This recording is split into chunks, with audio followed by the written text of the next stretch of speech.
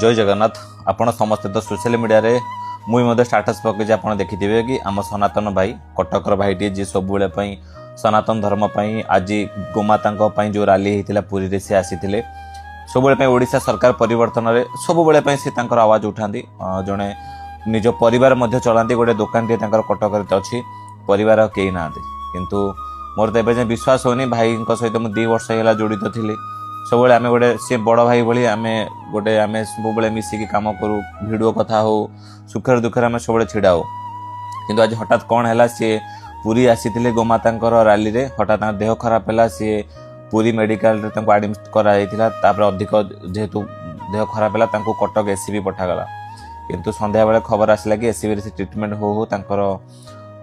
देहांत हो सी नहांती आम पाखरे विश्वास करी होनी किंतु सत्यटा को तो आम अड़े दे पारिबानी दुख लगुच कि बहुत भाई माने जो माने